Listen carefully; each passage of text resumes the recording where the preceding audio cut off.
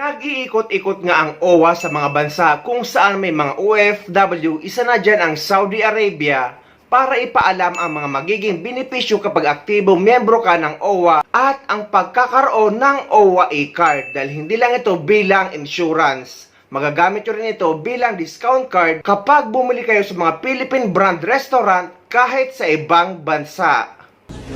Dala namin ang OWA e-card. Bakit ba kami umiikot ngayon? Gusto namin meron na kayong kopya nito ng inyong e-card para pag nilaunch namin ang napakaraming diskwento dito sa Saudi at pag uwi ninyo, ma-avail ninyo ang mga diskwento. Tama po ba? Ngayon pa lang, nauna na ang Jollibee Saudi Arabia para magbigay ng diskwento mula ngayon hanggang end of December. Ang Jollibee Saudi Arabia at Chowking pagpresenta ng OWA e-card. By the way, OWA e-card dalawa. Physical card at sa eGov app, meron digital card. Sa bawat 40 SAR daw, magbibigay sila ng libreng ice cream. Pero isa lang yan sa napakarami pa magiging diskwento para sa OWA members. Magandang araw mga kababayan, ako po si Pia at welcome sa OWA Health and Empowerment Series. Isang proyekto para sa lahat ng overseas Filipino workers at kanilang pamilya. Dahil sa inyo, patuloy ang pag-angat ng Pilipinas. At sa bawat sakripisyo, narito ang OWA para sumuporta sa inyo.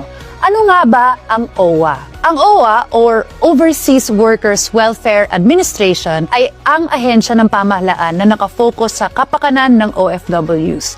Mga pangunahing serbisyo, pre-departure orientation at legal support, welfare services habang nasa abroad, medical, psychosocial, and repatriation support, reintegration programs para sa pagbabalik ng OFW, scholarship, livelihood, and training assistance sa pamilya ng OFWs. Bakit mahalaga ang pagiging miyembro? Bilang OWA member, may access ka sa emergency help at legal assistance, hospitalization and disability assistance, free training, seminars and counseling, livelihood starter packages and reintegration support, scholarship programs para sa mga anak. Kaya mahalaga ang renewal para tuloy-tuloy ang proteksyon. Updated membership equals updated access sa tulong. Saan matatagpuan ang OWA? Ang OWA ay may 17 regional welfare offices sa buong Pilipinas, polo offices sa iba't ibang bansa, partner desk sa mga embahada at konsulado, OWA Hotline 1348, OWA mobile app. For updates, member status, and benefits info, www.owa.gov.ph. May OWA din sa airports at repatriation points to help you anytime. Ano ang matututunan sa series na ito? Sa 15-part video series na ito, tatalakayin natin ang HIV awareness, STI, mental health, reproductive rights, health for men and women, substance abuse, digital safety, parenting, love and consent, money management, healthy living, emergency toolkit at reintegration guide. Lahat ay practical, OFW-centered at may access sa support kung kinakailangan. Ang pagiging OFW ay hindi madali. Pero hindi ka kailanman nag-iisa. Ako si Pia. Sama-sama tayo sa misyon na maging ligtas, malusog at empowered ang bawat Pilipino saan man panig ng mundo. I-save ang OWA Hotline 1348 at mag-download ng OWA app. I-follow din ang social media ng OWA para sa mga updates at huwag kalimutang i-renew ang OWA membership regularly. Sabihan din ng mga kapwa OFWs tungkol sa serbisyong ito. Hello mga kababayan dito sa Saudi Arabia. Admin PY Kaunan po of OWA. Nandito po kami ngayon sa Riyadh, pero magandang balita po. Dala-dala po namin ang iba't ibang serbisyo ng ating gobyerno dito po sa Riyadh. At meron din po tayong saya o konsyertong dadalhin. Pero isa pa pong sorpresa para sa inyo, hindi lang po kami sa Riyadh pupunta. Pupunta rin po kami sa Al-Gobara sa Jeddah at kasama ko po ang ating OWA ambassador na siyang magbibigay ng talk at inspirational message po para sa ating mga OFW. Kapwa niyo po OFW, si Pia Alonso works back na OFW ambassador natin, o ambassador natin. Isa pa po, kung maaari lang po, ay i-renew niyo po ang inyong OWA membership at kumuha, libre po ito, ang OWA e-card. Ngayon, pag nag-renew po kayo, meron na kayong e-card at meron pa kayong digital card na nasa e-gov app po ninyo. Ano mo makukuha nyo dito? Siyempre, bilang miyembro ng OWA, mas protektado po kayo. Alam niyo na po ito, yung iba't ibang benepisyo ng OWA, including scholarship po para sa inyo pong mga dependents. Pero, ngayon po, under the President, ito pong OWA e-card, gagawin na ho natin siyang diskwento card para sa mga OFW. At iba-iba pa pong mga partners natin dito sa Saudi Arabia at sa buong mundo at sa Pilipinas. I-anunsyo po natin ito para malaman ninyo kung sino-sino mga establishments ang magbibigay ng diskwento, promo, freebies para sa ating mga bagong bayani. Again, mula sa OWA, ang puso ng tahanan ng OFWs, mabuhay po kayong lahat. Maraming salamat po. Samantala, sa mga hindi pa nakakaalam at hindi pa nakakapanood, naglabas ng anunsyo ang OWA na isasara nila ang nauna nilang ginawang OFW Lounge sa NAIA Terminal 1 para ilipat ito sa mas malawak at mas malaki at maayos na pwesto. Naglabas ng anunsyo ang OWA matapos ang ginawa nilang inspeksyon sa OFW Lounge NAIA Terminal 1. At nakita nila na hindi komportable ang maraming OFW at kakaunti ang nasiserbisyuhan nito dahil sa liit ng espasyo at kalidad at bilang ng mga upuan. Kaya dahil dyan ay isasara na ang OFW Lounge na unang ginawa sa Terminal 1 simula August 1, 2025 para bigyan ng daan ang mas malaki at mas maayos na OFW Lounge na bubuksan ng OWA sa parehong terminal pero sa iba ng lokasyon. At para maging updated ay dapat subaybayan nyo ang page ng OWA para sa makaragdagan at mga upcoming na update.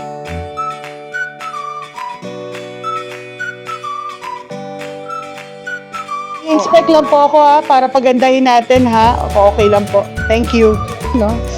Apo, ito po yung pinalit nila na chairs. Tigas na siya. No? Tsaka ito mo pagka umaga, ay tanghali. Kasi Oo, medyo mainit. init talaga kasi yung Kasi walang shade. Oo. Okay. So, yung food, kailangan natin dagdagan yung food. Pero yung cleanliness yung pinaka-important dito, saka yung convenience ng mga workers. Kaya ang tigas ng upuan. Tapos yung Yes po. ang dumi na. Ito pagagandahin natin dito sa Terminal 1, ha? Para medyo similar dun sa Terminal 3. Okay lang sa inyo, no? Hello mga kababayan, Admin PY Kaunan po of OWA at kaka-inspect lang po natin ng terminal lounge natin, yung OFW lounge po dito sa Terminal 1 ng NAIA. Marami ho tayong kailangang i-improve, no, na nakita naman po ninyo nung isang araw ay binisita ng ating mahal na Pangulo yung OFW lounge natin sa Terminal 3. And doon po, no, makikita natin na medyo maraming pagkain, medyo komportable po yung mga upuan.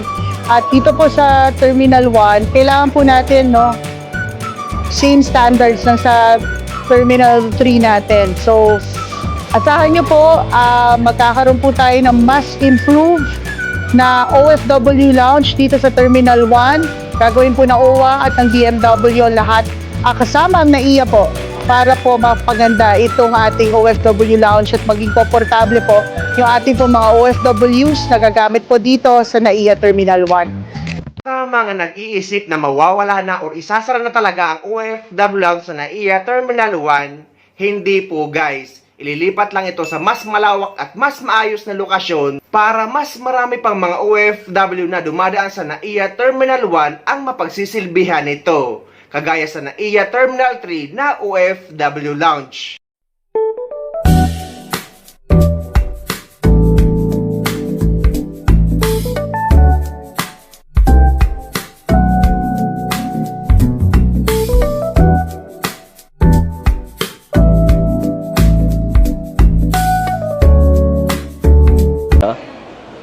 And paikot-ikot lang ako dito. Strictly for OFWs Yeah, strictly for entry, you need valid passport, valid OAC, valid airline ticket. Yeah.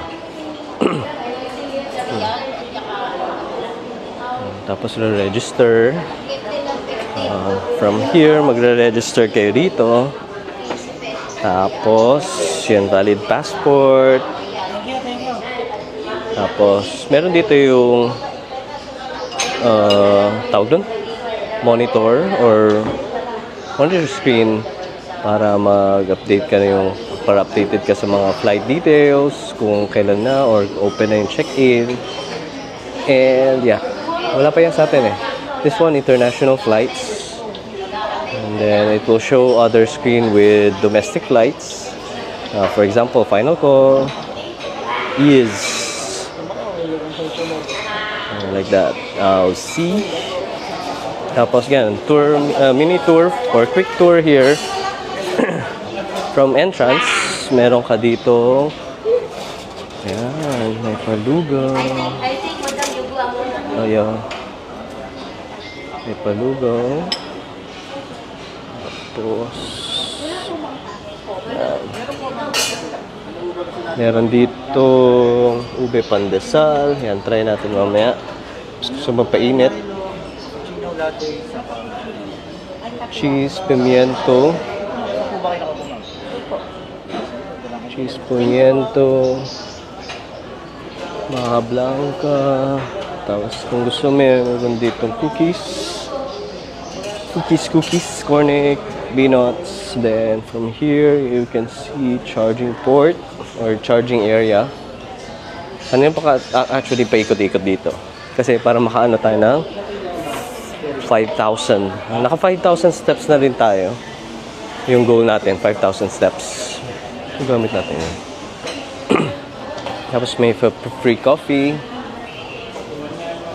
Hindi pala siya. Stig. May juices. At saka water din yata ito. Yeah.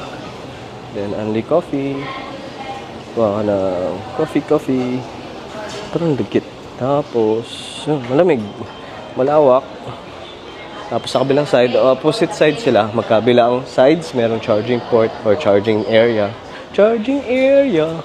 Ito, favorite ko. Yan. Merong weather forecast. Yan.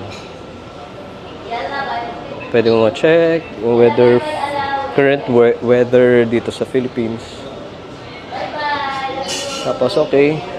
Tapos yung pila na yun, kukuha ka kung may gusto mo kumuha ng e-card ng OWA. Yeah. But for me, hindi ako nakakuha kasi kailangan ko i-update yung tawag doon? Yung record ko with OWA.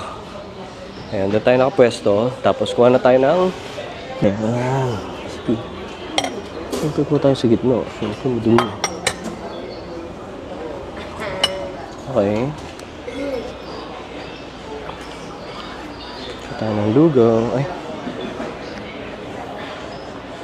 Oh. Lugaw. Okay. Okay. So, wait lang. Kuha tayo. Ano ba? Malaglag ko. Malaglag ko ng universe. Yan. Kuha tayo.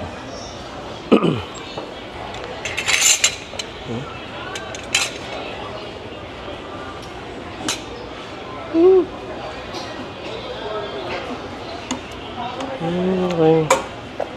Halo-halo. Parang sarap.